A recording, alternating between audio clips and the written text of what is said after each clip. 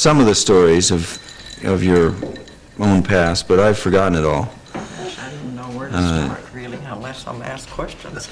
Well, we can start with your folks. You know, why did the Nelsons come here? Why did the Mulkeys come here? And what drew them to Bayfield? And when? Do you want to answer that, Martha, or do you want me to? You know what year they came? Oh, sure. I don't know what year they came. Oh, yeah. I can tell you. 1902? My father came in 1897 of March of that month. From where, Julian? Beg pardon? From where? He came from Bergen, Norway. That is, it was an island off the city of Bergen. The island is storable. And he was one of 4 boys, and at that time, things in Norway were not very good. But he was the youngest of 4 boys, and so they had left Norway before he did. And he heard about this country through them, and so he decided to come also, and he came in 97 at the age of 19. Mm-hmm. And he was met here by 2 of his brothers. So he came right to Bayfield. And he came right to Bayfield. Mm-hmm. But he had friends here. He had friends from Egersund and other places in Norway. And one of his best friends was an old family here by the name of Benson's, Charlie Benson. And this man, Charlie, took my father with the dog team, and they went to Sand Island through trails in the woods, and it took them all day to get to Sand Island. And Charlie, they were met on Sand Island by a man with the name of Pete Hanson, who had relatives here, his son Fred, and my father went to work for him. And he stayed on that island until July, and then he came back to Bayfield and just looked around again. And so he didn't come already married to your mother? No. How did they meet? He met my mother when she was a maid in this very house for old Bill Knight, who had built the house, and she was a maid in this house. And he met her in this house. My mother came in 99. She was 19 too when she came, or 18. Yeah, she was born in 81, so she was 18 when she came. Right. They were married in 1903. They were married when, Martha? 1903. Uh-huh. Yeah. Here in Say Bayfield. something, Martha? Yeah, well, Yeah. learning something now. I never knew all that, what you told. Martha, who is older, you or Julian? Who's? Me? You're older. I can't tell. Oh, yes, you can. Pardon me, Julian. So, I don't know what else you wanted to know now. I know they were married in 1903 at this Bethesda Lutheran Church over here. And I think it was Reverend Fodham that was the minister at that time. And, That let's was see. the second minister that this little Norwegian church had had. Yeah. Yeah, that's when they joined the church. One of the interesting things about that wedding, and my father told me about it, a very important thing at that time was to go and have your picture taken. And they had to go to Washburn in order to have this picture taken. And naturally, there was only a trail. Some of the parts that we call Highway 13 were laid out now. So my father hired a horse and sleigh. And this party, I think they were a party of 6, weren't they, Martha, in that wedding? Yes. A party of 6. It took them all day. They started out early in the morning, took them all day to go to Washburn to have that picture taken and still get back at night. Wow. A little different now, isn't it? It's a little bit different now. Now, at the same time, Marie, where were your folks? My mother was from Copenhagen, Denmark.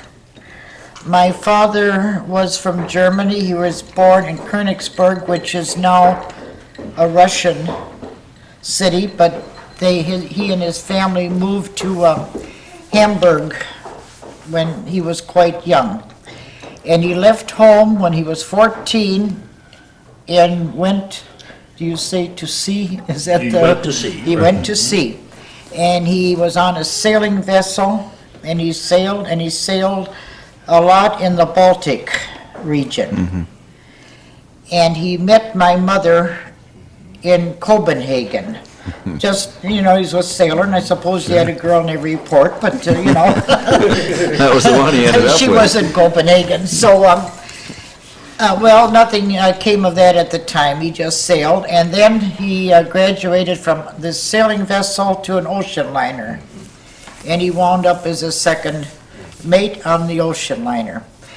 And he crossed the Atlantic back and forth. And one day he decided he'd had it, he wanted to stay in Germany, and I always love this. He jumped ship in New York. He did. He jumped ship in New York. So, from New York, I don't know just what he did there. I think he kind of left there and went on to Chicago.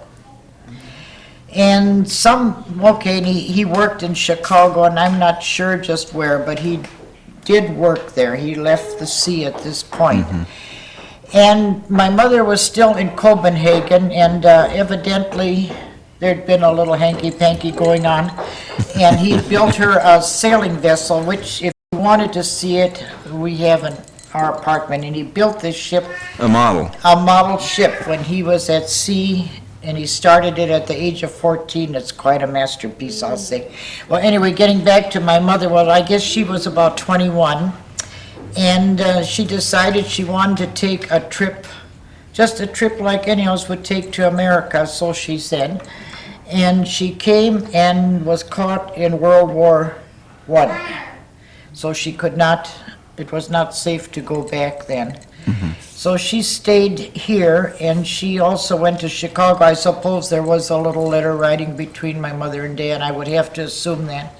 I've never been told too much, but anyway, she wound up in Chicago, and this is where they were married in 1916. And I was born in 1917, July 24th. If you ever want to send me a card, that's my birthday.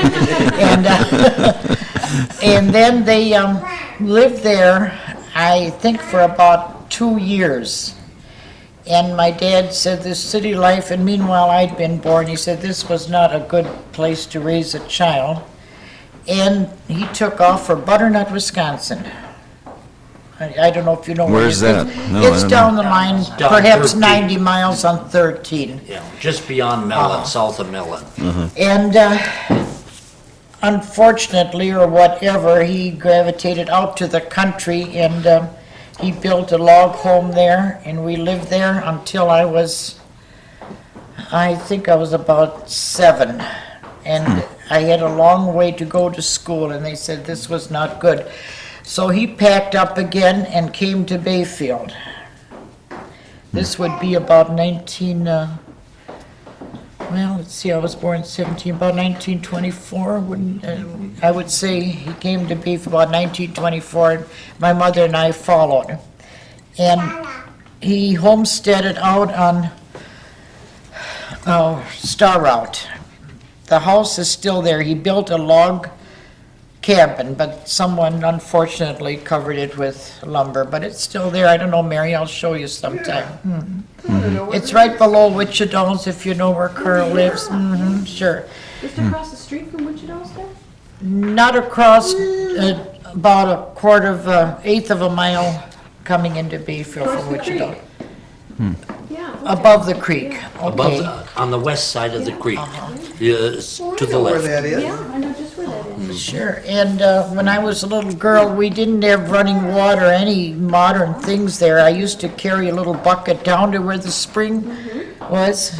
I had my little bucket, And we were poor, and I always wished I had a little red wagon. I just had dreams of that. A little red wagon so I could put the bucket on going home, you know, rather than carrying it. And we lived there for a while. And of course, I would like to tell you that I always like to go back to our school days because I don't know if any of you know John Thompson. He was a school bus driver. You know Mary Thompson? You've heard of her? You probably. Well, it's beside the point, but he was a school bus driver, and I've told the kids this, and it's hard for them to believe. In the winter, we had a covered wagon. Isn't that what you would call it? It was a covered wagon. A covered wagon with a little kerosene stove in to keep us warm. And this took us up to school. Okay, that was Hay fun. on the floor Uh-huh. to keep their Hay, children's right, feet warm. And at one time, Walter Barningham, I think a lot of you remember Walter, was also a school bus driver. And in the spring, we had a wagon. They took the top of the winter sleigh and put it on this wagon. And the roads were all clay, and I don't know, the roots were, I think, I was a kid, I thought they were this deep, maybe they were like so. But we'd get as far as where the Leafblad farm is now. That was the worst place. And about 3 times in the spring, this wagon would tip over. See, it was horse-drawn. I should mention that. It would tip, and I can remember I was just simply petrified. It probably wasn't as bad as I thought, but it went, you know, and it was a horrible feeling. And then in the summer, hooray, come late spring, he had a truck, and it was, what kind of a platform would you call this? I think Jackie Erickson has it, Kind of a flatbed? a flatbed, and it had wooden benches on each side. So this was a treat. And after this, we lived there about for probably 5 or 6 years, and we moved up to where Garner Hadlin lives. And we lived there, I think about 3 or 4 years. And then we moved into town. And we wound up down on the lot where the swimming pool is now.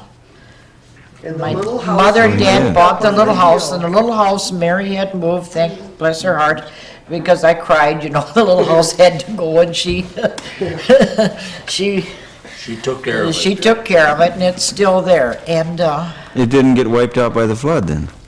no, there was some damage. My dad had a boat shop shop. back there because he did wind up being a boat builder and a carpenter, and a very good one, I must say. There are still boats around that he made, but the shop was, it was flooded through, and the boat landed into the lake.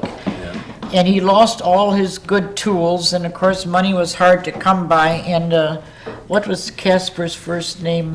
Leo Leo- Capser. Capser from Madeline Island. From Madeline Island, always liked my dad, and he set him up again with tools and whatever, and from that day, he went on with it. Now, what else would you like to know? Well, let's backtrack a little to the Nelsons here. More about my folks than I did, because he worked with my dad for quite a few years, and I think he got a lot of information, you know, from him by asking questions. My mother, she was keeping us busy all the time. She didn't have time to tell us everything. So, isn't that Well, right, where were you- Julian? That's right. Where Yeah. were you born, Martha? Are I'm- you the oldest one? No, I got 2 sisters older. Millie was the one that just passed away, and then I have another sister, and she's over in the home, you know, in Washington. But I'm the 3rd one. Okay. Were you born here in Bayfield? Yes. Yeah. And that was something the other day. We used to live over on 2nd Street. I was born in that house in 1906.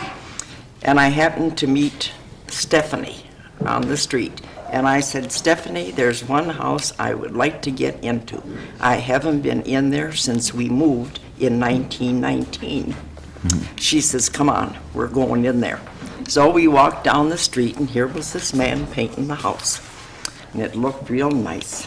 And I said to him, I said, I'd like to go in that house because I was born in there. He says, just go in. I says, anybody in there? He says, no, just go in. Well, I walked in that house, and the living room, the dining room, and the bedroom to the side was just the same. But I went to the kitchen. There was complete change. Oh, I bet. Of course, when we lived there, we didn't even have a bathroom in there. We just had the outhouse. And things had been changed, you know, with an extra bedroom. And they had a trap door that went down to the basement. We didn't have that. But I came out of there and I said, you know, my father sold this house in 1919 for $800. Oh, my gosh. Well, he wouldn't believe it. And the house that he bought is up there on Rice and Fifth Street. Right. One where Ollie lives. He bought that for $1,200. Now, would you believe it? Of course, he put a lot of work into Yeah. it. So, I don't know what else There were is some our memories that life. that must have come back to you Oh, I when you went walked home into that and I house. kept thinking, my goodness, that house, all the memories that was in that house. Of course, my dad had a big barn in the back where he used to mend his nets. And we had our croquet sectional and everything. But we were there, now see, how many years would that be? Millie was born there in 1905. In 19, so we were there 14, 15 years in that house. But I still remember All of us were born in that house. We were all born. But I was only 2.5 when we, or 3.5 when we moved. So I have no recollection. You don't remember it? No, Of that house, but I know Martha and the other girls. because I know I was going to go into first year high school up here that year that we moved in 1919. Isn't that something? That's great. It's kind of nice to have all these memories of Oh, Bayfield yeah. and the houses, you know, that we lived in. It sure is. And they're still here, those houses. They're still standing. They're still and here. It isn't like, And that house has been kept up so nice over there. Which one is this, though? It's about, let's see, there's Stephanie's, and then there's another one, and then it would be the next one, Oh, okay. 2 houses down. I don't know, different people have lived in there. I think someone from Minneapolis owns that now, don't they? Yeah, like a I summer, think so. they Met make the it just fellow. for I met the summer. fellow when I, A Lynch is the name. that's happening more and more in Bayfield, I wouldn't be a bit isn't it? surprised with what she may call me when she comes Yeah. and want more information, Oh, I'll bet. you know, on that house. speaking of that house, I do have this memory of my youngest sister, Ollie. At that point, the Island View Hotel had not been torn down too long before that. And Ollie and I used to go across the alley and play in some of the ruins that were left by the tearing down of the Island View Hotel. And we used to look for, and we'd find colored glass, and we would plant it or bury it, and then ask each other to go find it. We call them our precious holes. Yeah. The precious holes. We Yeah. would dig, you know, and put all the colored glass in them. Then we'd go back and see if it was still there. That was our recreation. Yeah, it's buried treasure. Buried treasures. Right. That's right. And there used to be, there was a bar or a saloon Yeah. downstairs Martha there. remembers that. I Yes, know. and I remember the drunks that used to come up to the house looking for something to eat, and you know, my mother would never turn them away. Of course, my dad says, no, you know, just leave them alone, they were drunk, you know. So they would sit out on the steps, and my mother would bring food out to them because she could not see them, go hungry. But that was in those days when the saloon Why would you was there. tell these people about when Ma and Pa would sit in rags with her pail to get it filled with beer?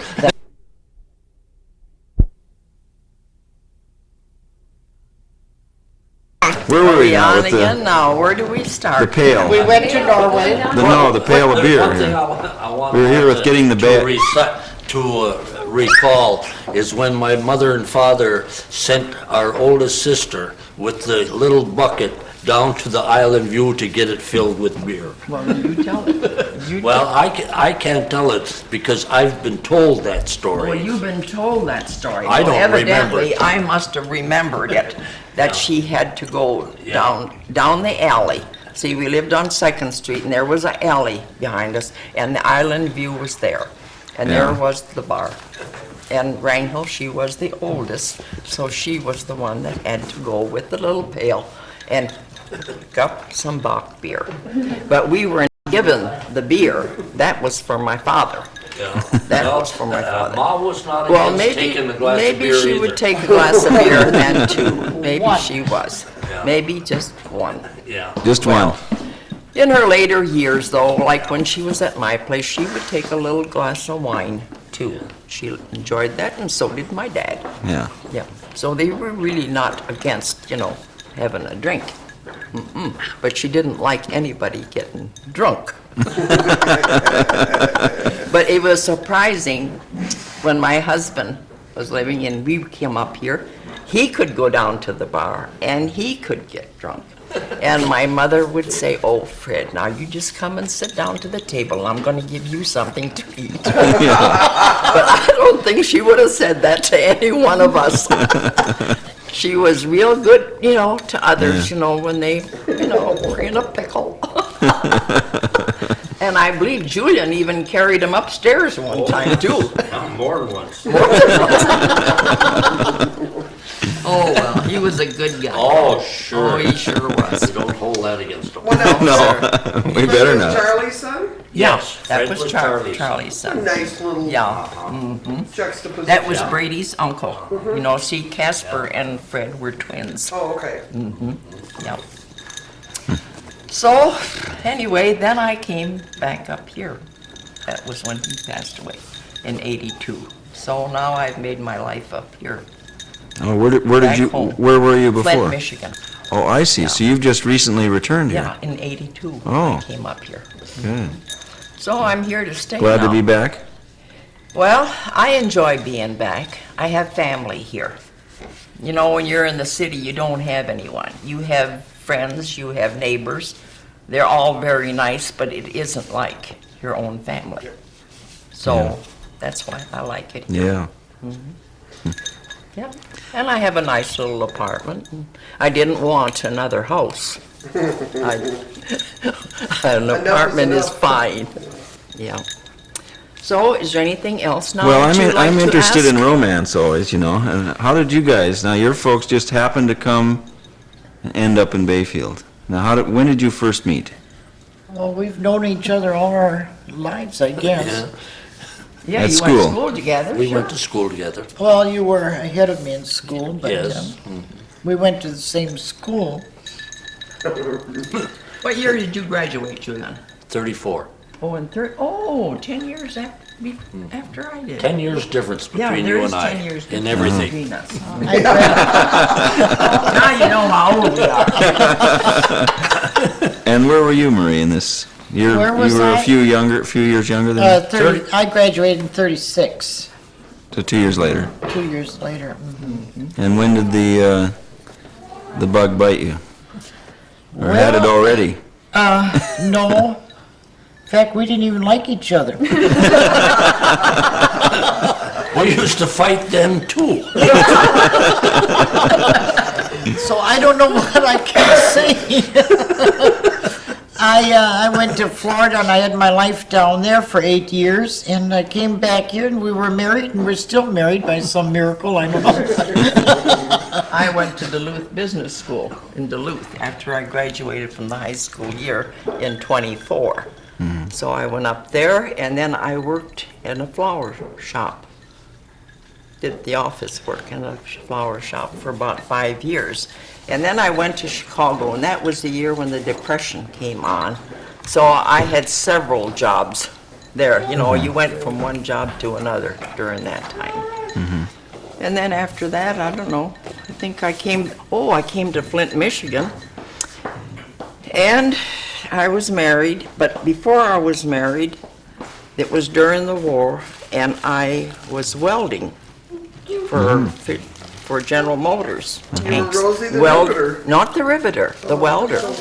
Yeah, I went to school and learned welding. Well, the funny part was, I had worked in the office at Fisher Body.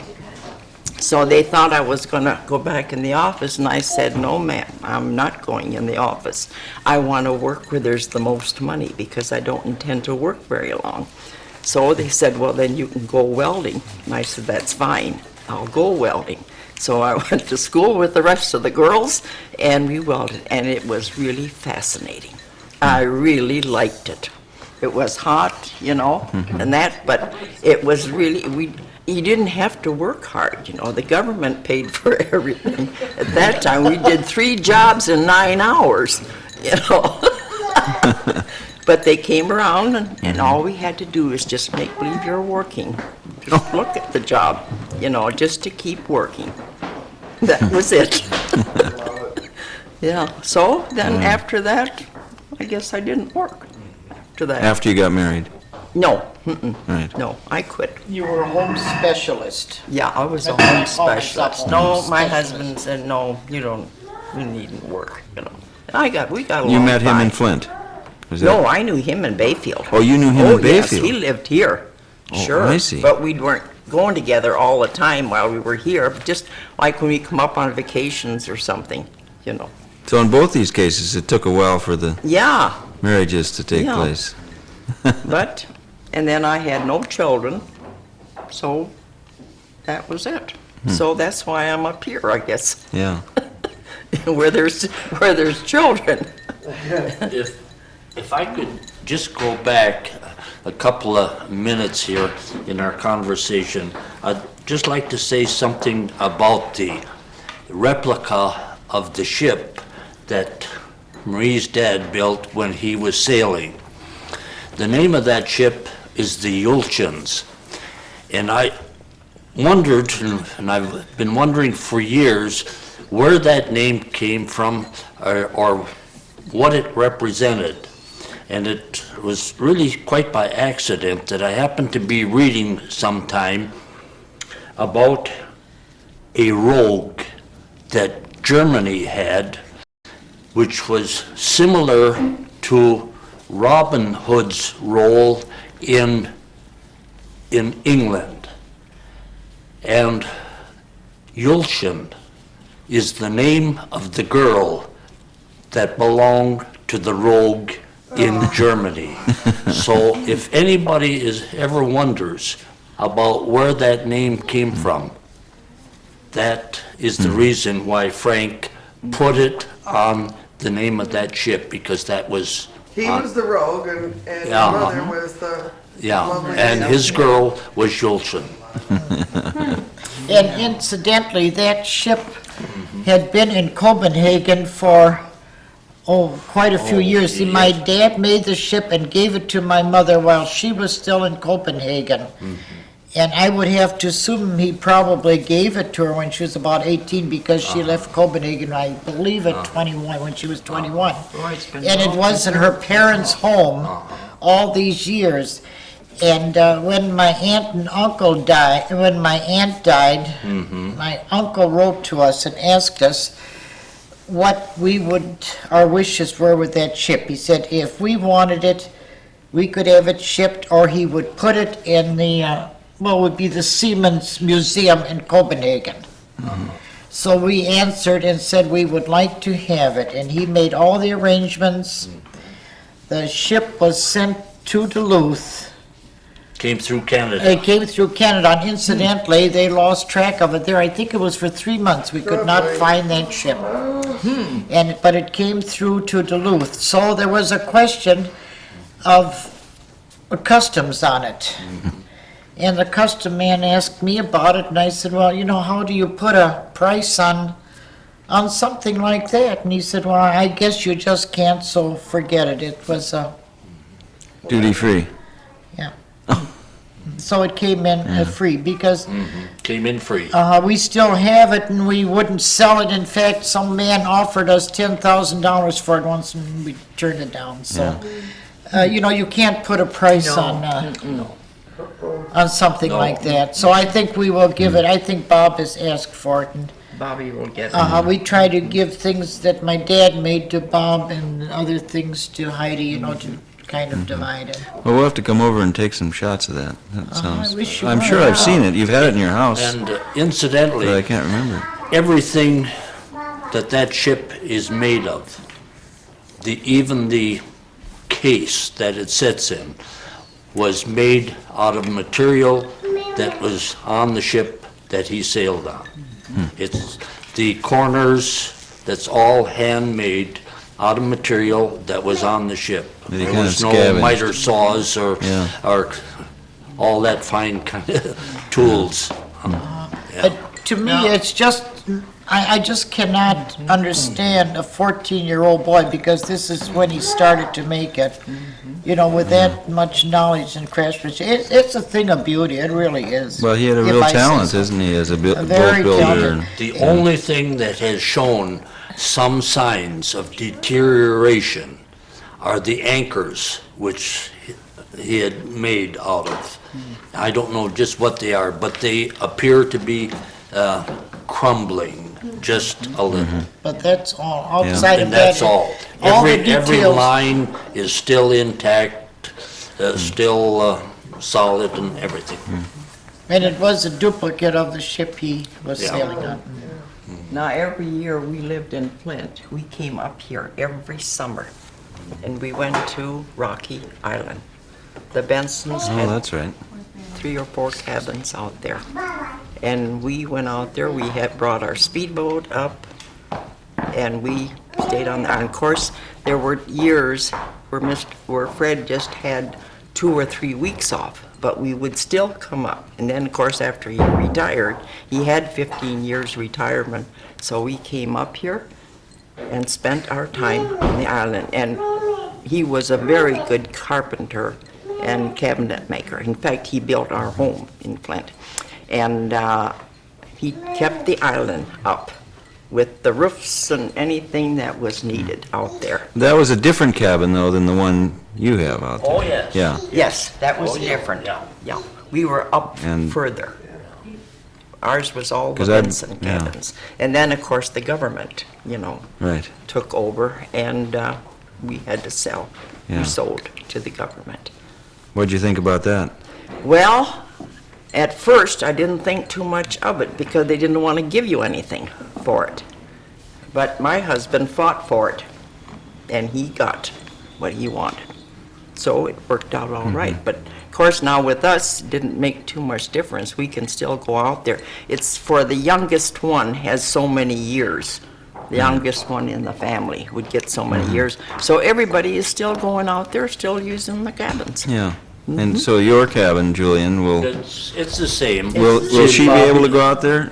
Haley? Not Haley. Not Haley. No. Heidi. Yeah. But Heidi will, All right. and Bob.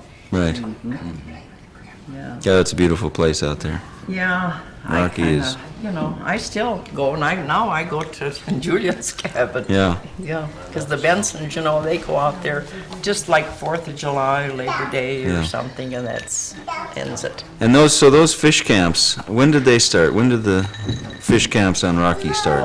Fish camps. The fish camps on the island started almost when the railroad came into Bayfield, because this is approximately the time that commercial fishing really got going, because this provided the access for fresh fish to the markets when the railroad came, and that was late 70s, late 80s. And of course, those cabins on South Twin, they were some of the oldest ones. They were the oldest. And they were built by Booth Fisheries, who operated the tugs in the very early days.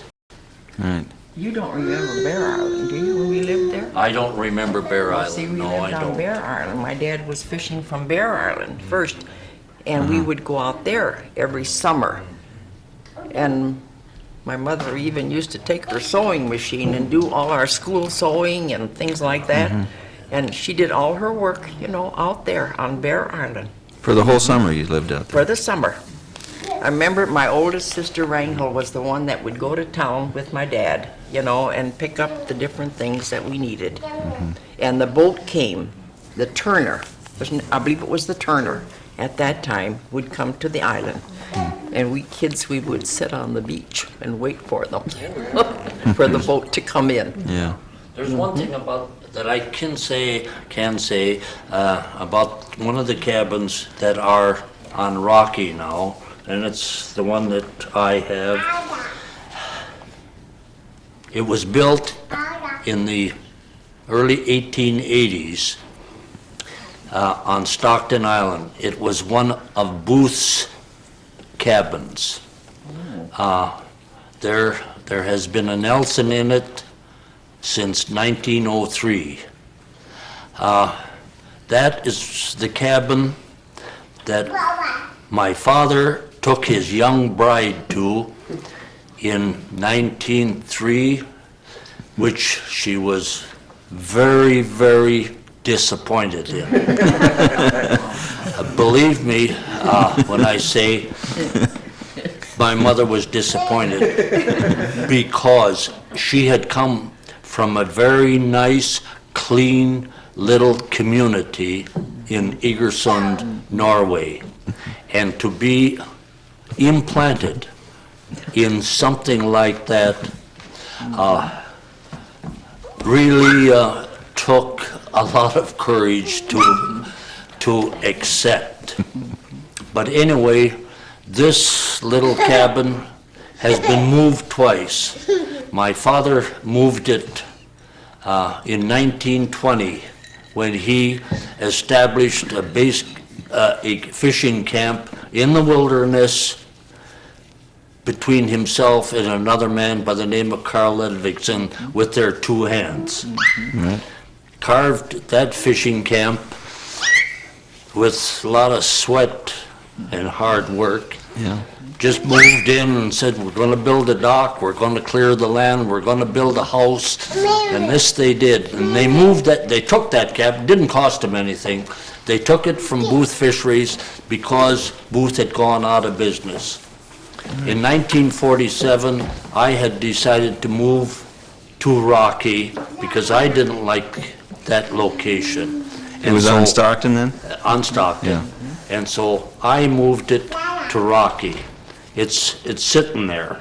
I have the lease on it now until 99. I'm gonna last that long. Yeah, That's one that always got. I'm with you. yeah. Nobody's gonna touch it. Marie, now, yes. your dad, when he got here, when did he start building boats for people? Right away, or? Well, we lived out in the countries, going back to where we lived in the, well, I'm going to have to have Julian's help on that because I was away so much. He probably started to build boats, I'd say 1930. He built one of my dad's boats. He built one of the twin. Was that one- the twin?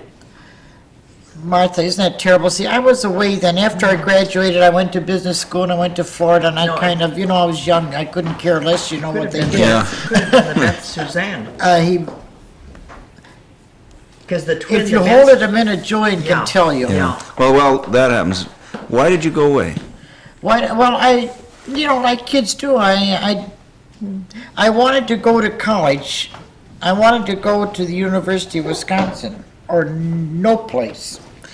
And my folks said they absolutely could not afford that, and I said, well, I'll fix you.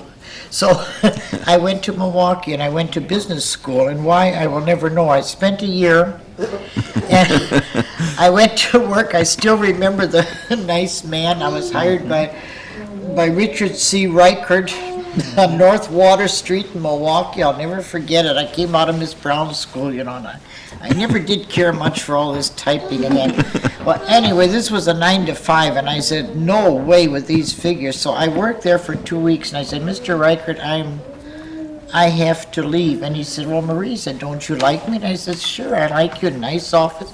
He said, well, do you want a raise? And I said, no. I said, I want out. I said, I hate this work. I am not going to start my life doing something I hate. Right. So, I don't know, I kind of monkeyed around. I went to Florida and I got into the x-ray field and I worked for a doctor, and I like that. I like medicine, so that's what I did there, yeah.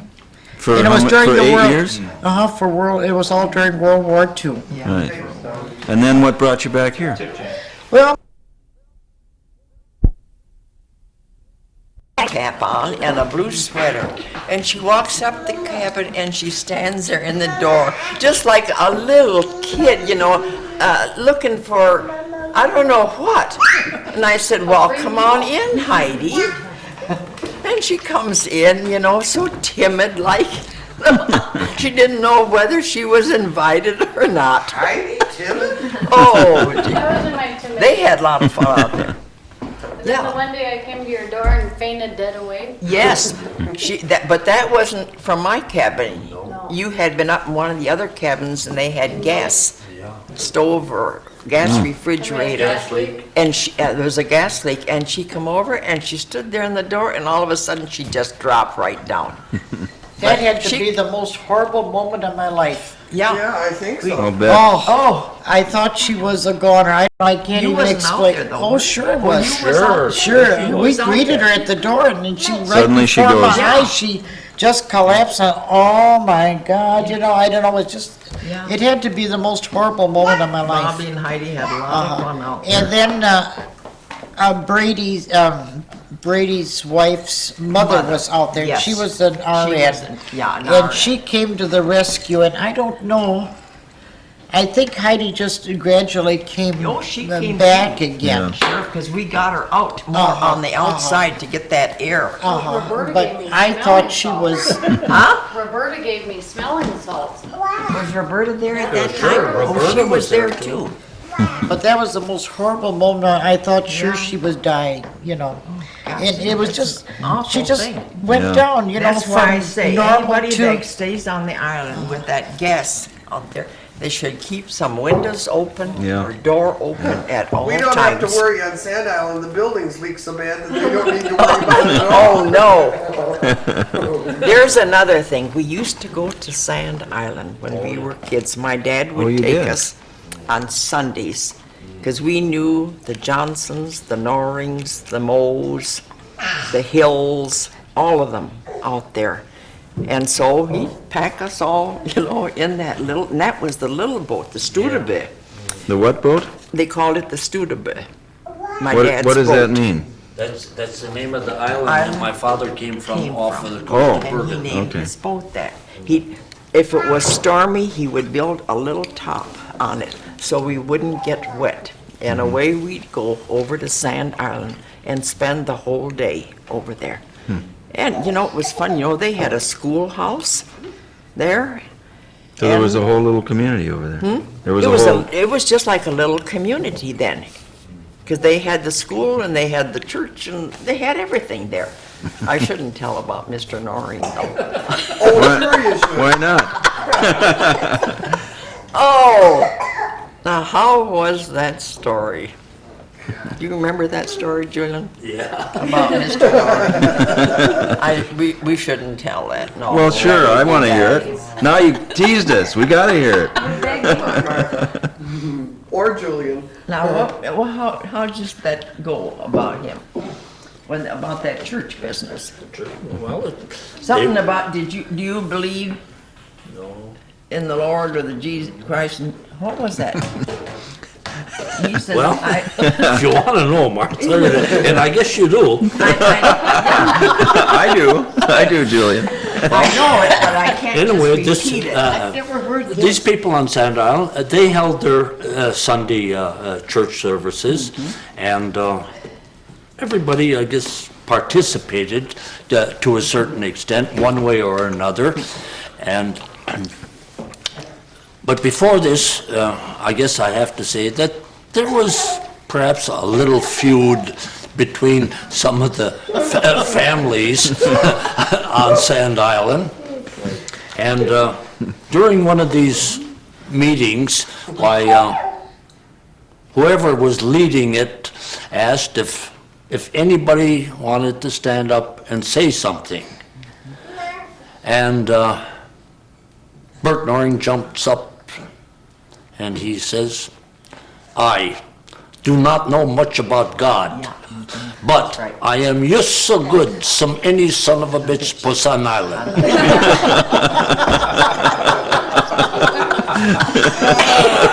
That's a classic. That was it. He That's was the some character, because I remember him as a kid. Do you? Oh yeah, he helped put back our Sand Island buildings, and he'd come over with his Where tools. was your place on Sand Island? We're Hills, At Hills. along the Oh, yeah. hills. I know where it is then. and he helped do a lot of stuff and built the for our second. Did you know the outhouse love and fields out there? Yeah, I never knew the Lawfields. Oh, you but didn't know I the used to Lawfields. go in and out of that house a lot. Uh-huh. I wonder, Look at who's August got the piano. Lovefield house? It burned down. Oh, did it? It Oh, wasn't burned by the park, it burned of its own accord. Struck by lightning or something or other. oh, yeah. But yeah. nobody was ever visited the Huh. Lawfield house after maybe 1949, and it just died. And Yeah, all the time I was growing up, people were waiting for somebody to come back, and the gorgeous piano that was in there just Yeah. died. yeah. I know the Lovefields and the Dolls and Yeah. all of them out there. Right. But then after that, you started going to Rocky, Stockton, Yes. not Sand Island so After much. Dad left Bear Island and went to Stockton, Yeah. then we start going out there. But in my later years, after I was married to Fred Benson, then it was Rocky. Right, right, I understand. We came up every year. Now, back to the boats that we were trying to figure out, which boats your dad built, Marie. Yes, you tell Yeah. them, Julian. I don't remember. I wasn't here so much of that time. He built a boat for your dad? Yes. Yes, that was one of the first boats that Marie's dad built. What was your dad's name? Marie? Frank. My dad was Frank. Yeah. Frank Herman. Frank Herman Mulkey. And he built the best Suzanne, that was 1935. But he built a lot of quite a few boats after that. And of course, one of the boats, what? That long ago? Yeah, 30? 1935, right. But one of the boats that still around that Frank built is Jackie Erickson's Donnabelle. And that was That's one- right, he built Yeah. that one. It's been steel covered now, but the original boat is still, Did he also build the boat that Jackie has sitting up on the land up at his farm? Oh, that's the. no. He didn't no, build that. No, he did not build that I boat. forget the That- name of that one. The Marie. The Marie, right.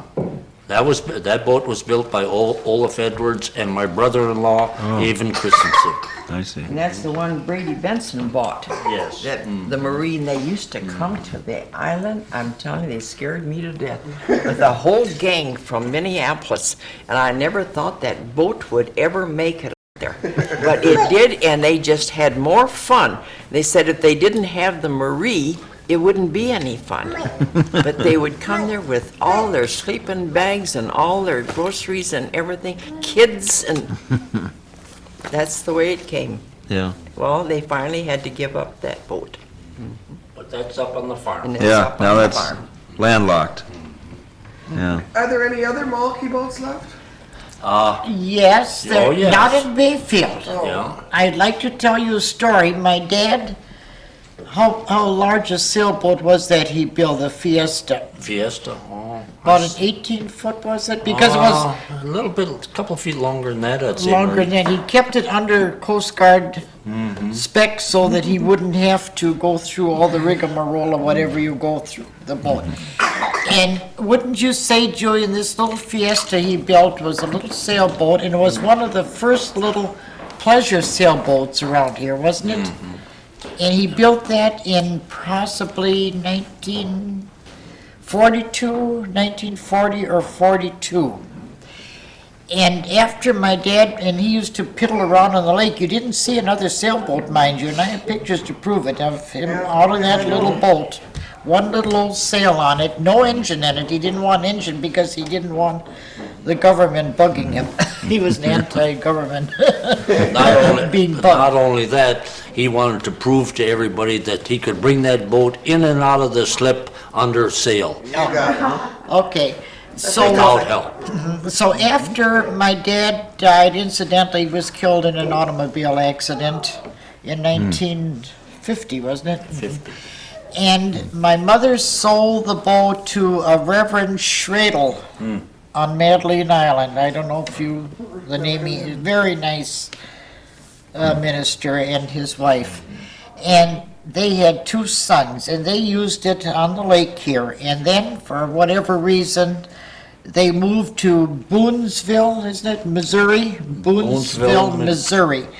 And the boys and their father sail a little Fiesta on the Missouri River, wouldn't it have been? Sure. For heaven's sake. So we talked to someone one day, and I said, I'm just interested whatever happened to the Fiesta, because at that time I did not know what happened to it.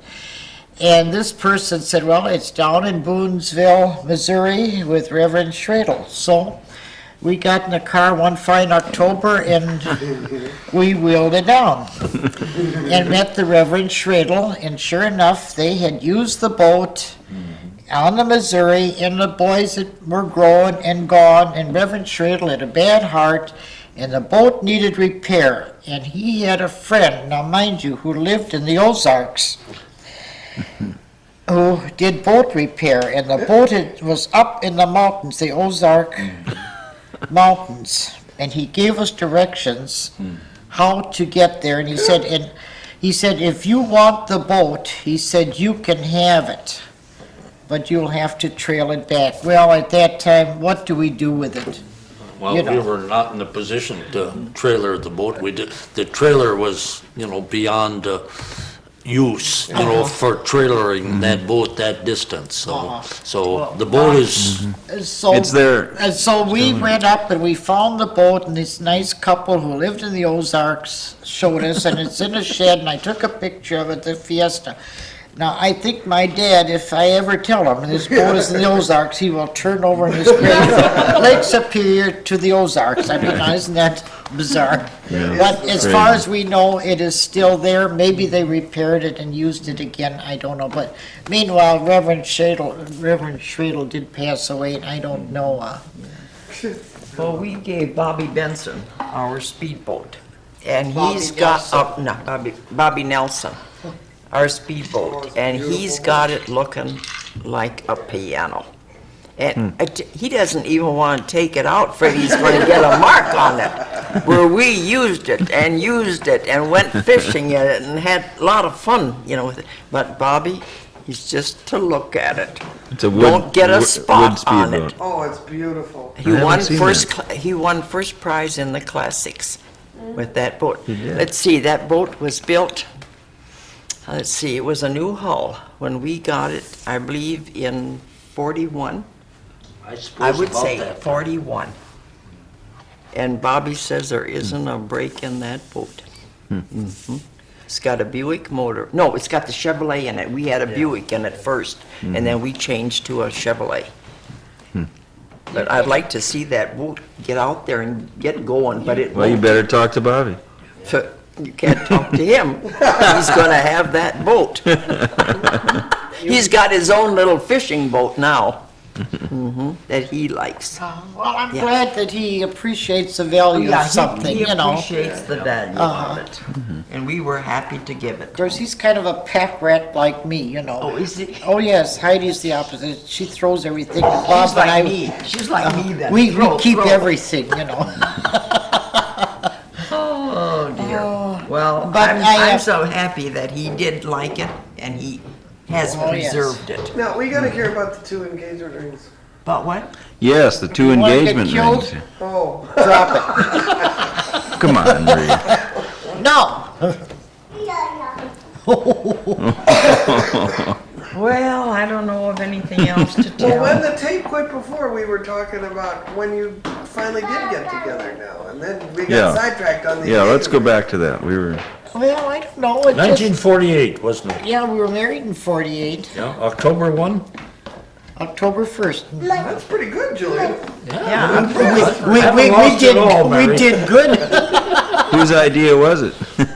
yeah, they stopped at my place, Oh, yeah. coming back. Yeah. Where'd you go, New York? We went to New York New on our York. honeymoon. Honeymoon, and then You they went to came Florida back. together? No, New York, no. We went to New On York. our and honeymoon, then- we and then went they to New stopped at our York. place in Flint on the way back. I but remember we that stopped now. in Flint on the Sure. way back. Oh, I had run out of money and I needed a little loan. Then Martha to the rescue. I never knew that. Oh, yeah, I borrowed $100 from Martha. I don't remember that. Pay her back? Yes, I don't when I got home, I went to the bank and got some money out and sent it Well, I'll back. be darned. I didn't even know Yeah. that. That's a fact, I remember it. $100 We were I, living in an apartment then. yeah, I needed we needed $100 to get home. We probably should have stayed in Flint. Well, Oh, we bought But some I know furniture. Marie and I went downtown, we bought your table and chairs. I still have that. That's where I have my sewing machine. Uh-huh. That's my sewing machine table. So then you came back here and started Came up back a here life together. and we went out. It's kind of like your mother. We went out to Rice's Island. It was a that was a mess. disappointment. That was a disappointment. I didn't care about the island. No, Marie is not an island. No, No? Well, anyway, Not in those believe years. me, up until the time I was married, the only thing I'd ever boiled was a little water for coffee and an egg. This is a fact. So here we go out to Rocky Island. He has a hired man. He says, well, you know, cook, you know. I hadn't figured this in the deal. I made up my mind I was going to marry a rich man. I was never going to cook, you know. So I'll never forget, there was a wooden stove. In the first place, I, to this day, cannot start a fire. I can hardly light a match, let alone start a fire. We had this horrible wooden stove on there. It was a good stove. It was terrible. And then he'd say, well, the hired man was always, you always had to do what the hired man liked. And I thought, what kind of a setup is it? You're the boss and you have to do what the hired man does, like, you know. So if the hired man, they came in at 2 o'clock, you're supposed to have a dinner ready. You're supposed to spot this boat coming, you know, out by, what's that horrible island, Cat Island? You just weren't brought up like No, all the Nelsons. God, no, thank God. So here I'm looking out for this little speck, it's about this big. Here they come, you know. Oh Lord, what'll I cook? So I'm trying to get this fire going. Has anyone ever tried to Yes. light a wooden stove? Scared to death of kerosene. I had paper, you know, paper, and the thing would smoke and I'm trying to have this goddamn dinner done when they hit shore, you know. Oh, that was a nightmare. Well, then anyway, I'll never forget, there was one day in particular, if I live to be 1,000, I will never forget it. And here's this little spot coming. And by this time, I had Big Bob, you know, who was in the horrible twos. And it was hot that day, and there were flies, and I don't know what all, and I had this fish I was going to fry. Well, I finally got the fire going in that god-awful stove. And we had goldfish, you know, those were pets in a bowl. Well, number one, he found a quart of milk and he dumped the milk in the goldfish. And then he was crying because he couldn't see the goldfish, and I'm trying to pick out the goldfish into something else. And then, on the other hand, there's a big pail of water there, because you know we have no running water. This is in buckets. He dumps his whole bucket of water all over the kitchen floor off of that little stand. And the fish are burning, you know, and the fire's going. And I said, this is it. I have had it. I think we took the next boat to Take your kid and go to Bayfield, town. take my kid and go to town. I never spent much time out there. Never after came that. back. I had it. Can you blame me? Oh, that was a nightmare. That Hi, one day, Haley. I can still see Bob crying because he couldn't see his fish, you know. You can't see fish in a quart of water, you know, milk in there. Oh, But Lord. when you came back to town, you guys settled down here. Then what'd you do for a living? What were you doing? I was forgotten a the story. housewife specialist. That was the Right. at the store, was, no, that No, You were not right fishing, away. Julian? He kept Yes. fishing, I kept fishing. and I just Yeah. stayed at home. Right. And And then after that, let's see, in 1960, we went into the store, didn't we? Yeah. Yeah, you know where we live now. Okay. So the people that had a little clothing store were the Iversons. Mr. and Mrs. Alfred Iverson. They owned the building, and she had a little store there. And the reason she had it was to sell it. She wanted out, and she thought the best way to get out was to stock it. So I was just in there one day, and she said to me, how would you like to have a store? And I said, oh, yeah, that'd be kind of nice. She didn't know what she was getting into. No. So I said, well, do you want to sell it? And she said, well, yes, we'd like to. And I said, well, yeah, that'd be nice. I didn't think too much about it. So I'm a person, I think about things for a long time before I move on something. So I went for about 3 months. I never said a word to Julian. I'm thinking store, you know. And Heidi was going into the first grade then. I never liked to leave the kids, you know, while they were little. And I thought, that might work out. So I talked to her one time, and yes, she said she meant it. So I said to Julian, one I'll never forget, I said, how would you like to have a store?